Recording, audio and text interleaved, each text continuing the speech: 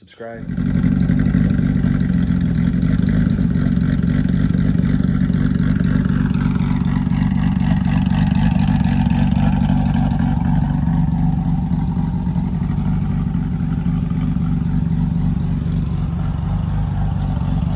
Subscribe. I know, long overdue update.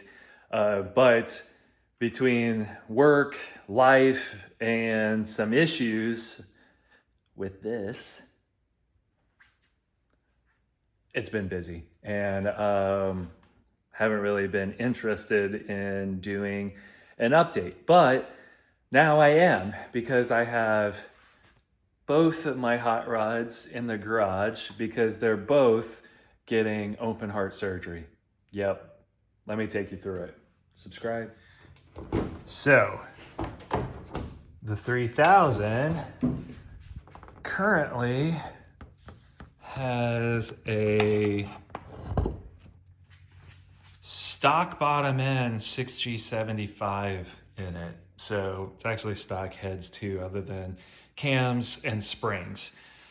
But this is stock because the original built motor we had an issue with, not because of the engine build or anything like that, but something going on.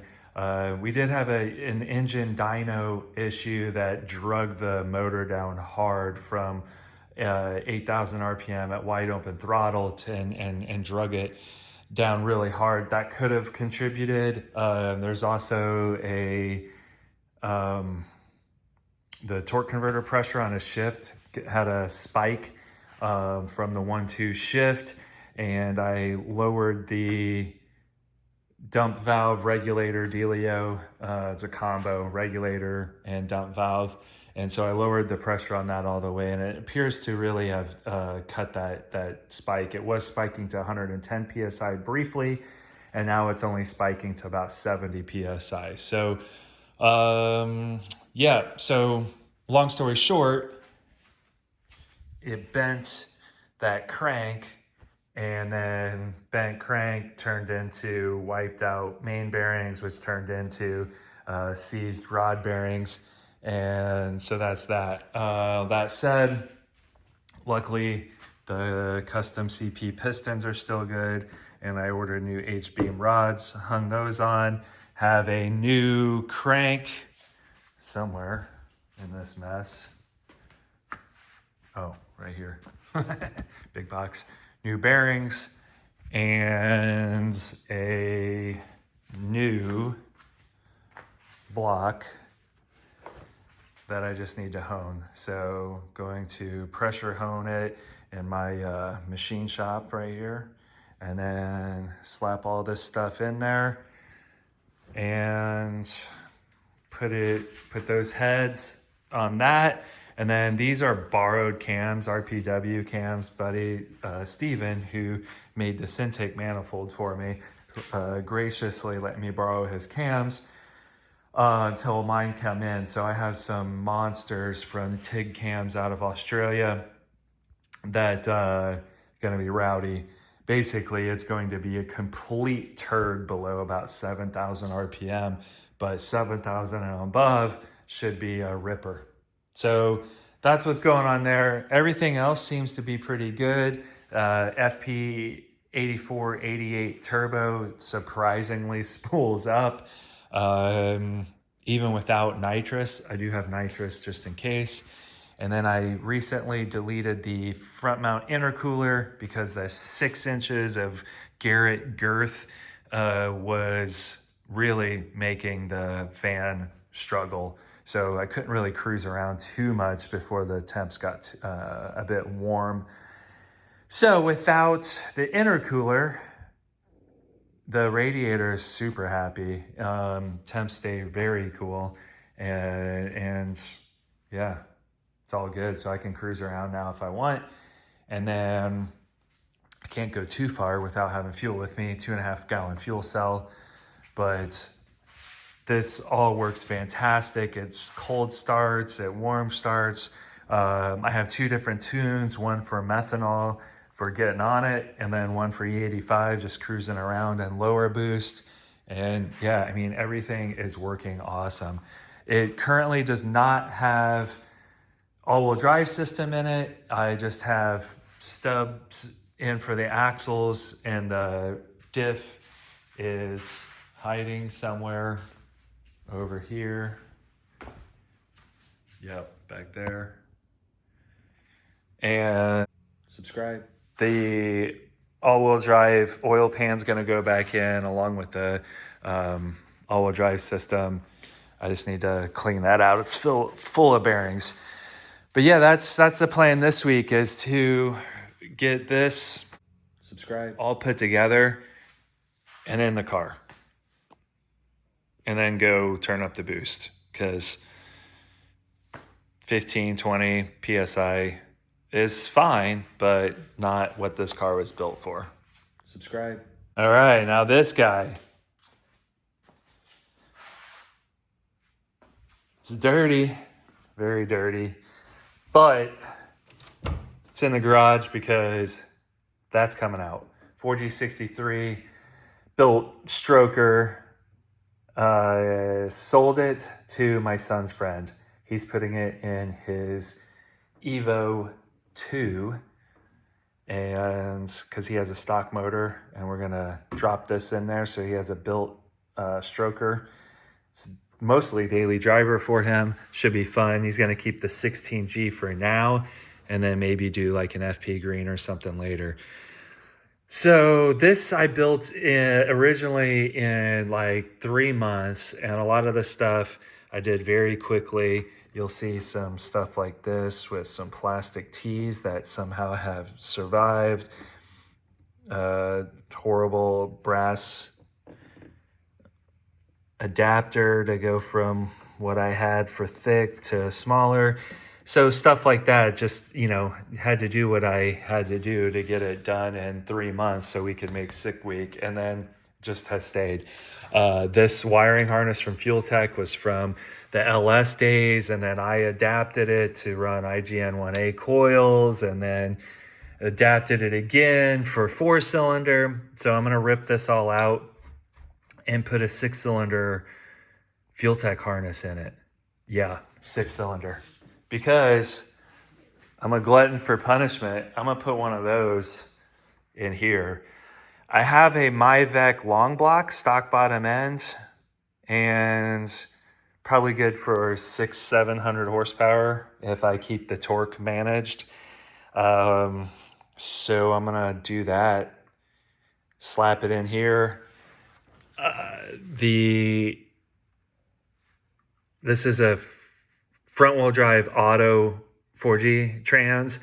I have a case for a 6G auto front-wheel drive trans for my daughter's 3000 GT.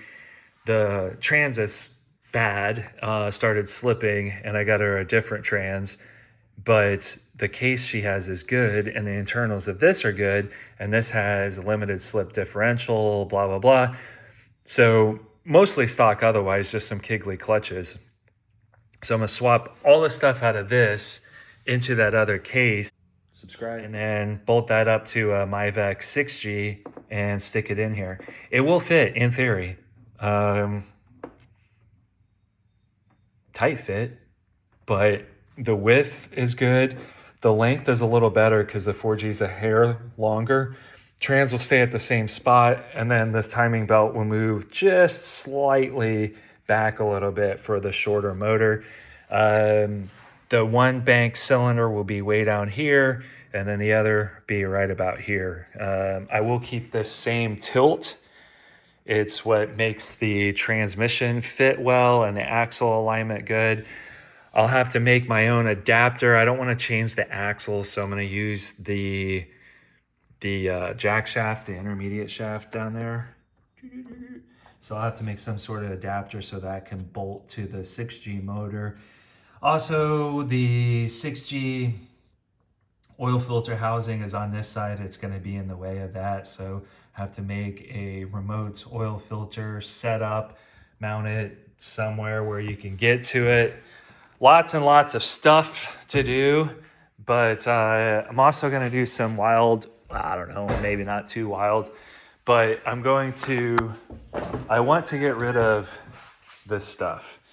So water to air intercooler, this was too small to really be effective anyway. So I ended up running meth injection on top of it to keep the temps down because it just couldn't keep up.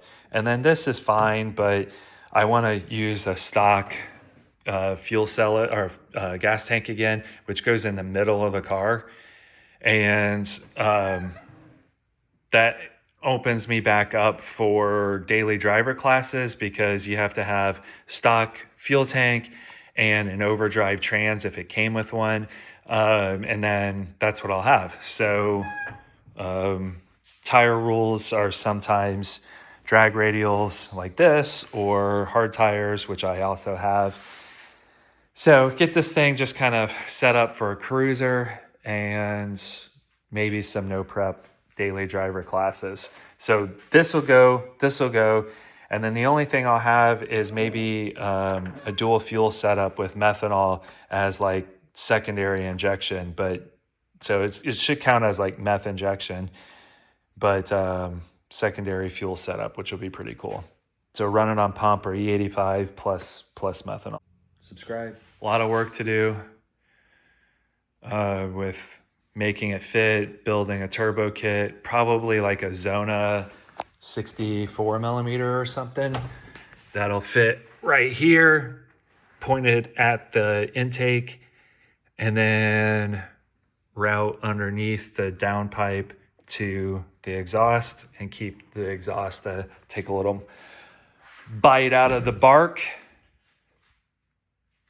Oh, and then lastly, I have vinyl wrap for the 3000. It is black with a little metallic in it. Interestingly, this is black with a little metallic in it. I haven't put it on here yet, but this thing has some panels that are a little beat up. It would be awesome if I could wrap some of this too as needed, but this is going to get wrapped. The white is okay, but it needs paint or wrap anyway.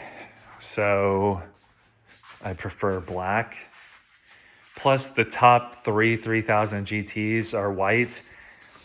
Garrett's 4G swap 787, I think, or 778, one of the two. In the quarter, white. That's the chassis record. Subscribe. Nelson's car 6G record 857 is also white. And then Matt Monet's manual record 870 something, also white. And frankly, we need some diversity in the top 5 list. And so this is gonna be black. And when the engine's out, I'm gonna clean up the engine bay. I have some Eastwood engine paint. Gonna spray this black and then start wrapping it. I have, not here yet, but some non-metallic black gloss for this and this to match the Windows Lexan, and then this will be metallic, and that. It's gonna be fun. But I have a lot of this stuff fairly quick release, so can disassemble the car fairly quickly.